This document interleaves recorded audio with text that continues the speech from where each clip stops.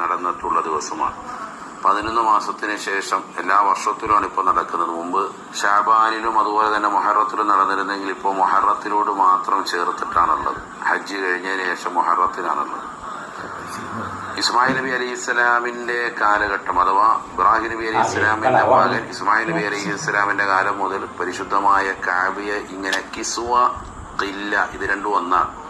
അതിനെ പുതപ്പിക്കുന്ന പണിയുണ്ടായിരുന്നു. പൂർണ്ണമായിട്ടില്ല, പകുതിയെങ്കിലും.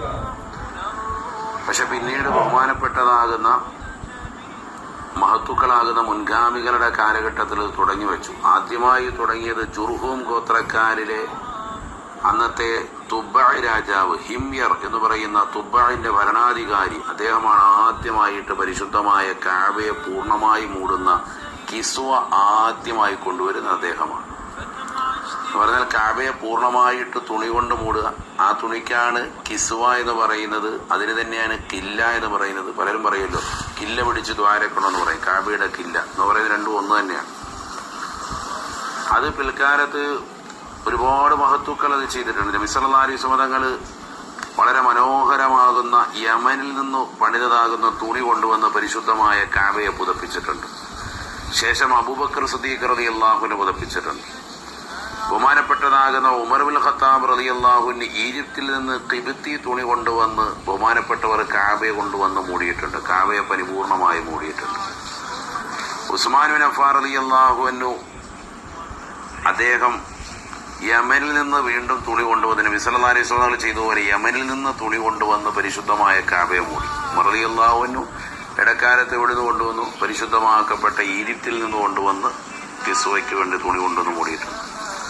ഉസ്മാൻ ബിൻ അഫ്ഫാൻ റളിയല്ലാഹു അൻഹു നബി തങ്ങൾ ചെയ്തതുപോലെ യമനിൽ നിന്ന് തുണി കൊണ്ടുവന്ന് കിസ്വ പരിശുദ്ധമായ കാബ മൂടിയിട്ടുണ്ട്.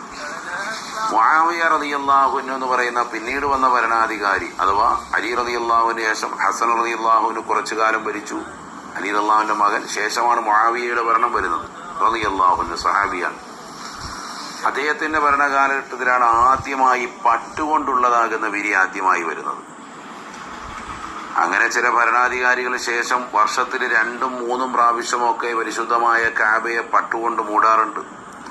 പിന്നീട് സൗദി ഗവൺമെന്റ് നിലവിൽ വന്നതിന് ശേഷം നമുക്കറിയാലോ, സൗദി ഗവൺമെന്റ് നിലവിൽ വരുന്നത് തന്നെ സൗദിയുടെ ഭരണകൂട സ്ഥാപകൻ അബ്ദുൽ അസീസ് രാജാവാണ്. ഹിജറ വർഷം 1343 മക്ക പിടിച്ചെടുത്ത് അങ്ങനെ ഈജിപ്തിന്റെ കിസ്വ അയക്കുന്നതൊക്കെ നിർത്തി. ഈജിപ്തിൽ നിന്നായിരുന്നു അതുവരെ കിസ്വ വന്നത്. അതൊക്കെ നിർത്തിയിട്ട് അദ്ദേഹം എന്ത് ചെയ്തു? ഹറമിന്റെ അടുത്ത് തന്നെ ഒരു വീട് എടുത്തിട്ട് കില്ലയുടെ കിസ്വയുടെ നിർമ്മാണം തുടങ്ങി. അതെപ്പോഴാണ്? ഹിജറ 1343 അത്രയും കാലം.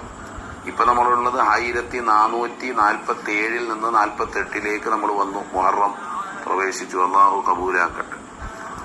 അപ്പൊ മനസ്സിലായിക്കോണം, ഒരു 100 കൊല്ലം മുമ്പേ ഉള്ളെന്ന് അർത്ഥം. ഒരുപാട് കൊല്ലം മുമ്പൊന്നുമല്ല. അപ്പൊ അത് കിസ്വ കൊണ്ടുവന്ന് അദ്ദേഹം ഈജിപ്തിൽ നിന്ന് കൊണ്ടുവന്ന് നിർത്തിയിട്ട് കാബയുടെ ഹറമിന്റെ അടുത്ത് തന്നെ ഒരു വീട് എടുത്തിട്ട് അവിടെ എന്ത് ചെയ്ത് നിർമ്മാണം തുടങ്ങി. 1346 മുതൽക്കാണ് അങ്ങനെ കില്ലയുടെ നിർമ്മാണം അവിടെ ആരംഭിക്കുന്നത്.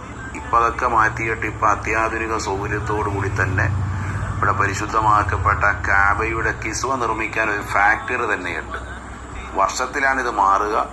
അതിങ്ങനെ നെയ്തെടുക്കാൻ വേണ്ടി പട്ടുനൂല് കൊണ്ടാണ് അത് നെയ്യുക. അതിലേക്കുള്ള സ്വർണത്തിൻ്റെതാകുന്ന ചേരുവകളുണ്ട്. ഖുർആന്റെ ആയത്തുകളൊക്കെ നല്ല ലിപികൾ കൊണ്ട് എഴുതുന്നുണ്ട്. ആ ആയത്തുകളൊക്കെ എഴുതാൻ വേണ്ടി സ്വർണമാണ് ചേർക്കുന്നത്. സ്വർണം ഏകദേശം 280 കിലോയോളം സ്വർണ്ണമാണ്. 280 കിലോ. മനസ്സിലാകുന്നുണ്ടോ? ഒന്നും രണ്ടുമല്ല. ഇപ്പോൾ അവിടെ വലിയ ഫാക്ടറി തന്നെ ഇതിനു വേണ്ടി തന്നെ ഉണ്ട്. ഒരു ഫാക്ടറി ഉണ്ട്. ആ ഫാക്ടറിയിൽ നിന്ന് ആകെ നിർമ്മിക്കുന്നത് വർഷത്തിൽ ഒരൊറ്റ പ്രൊഡക്റ്റേ ഉള്ളൂ. അത് പരിശുദ്ധമായ കിസ്വയാണ്.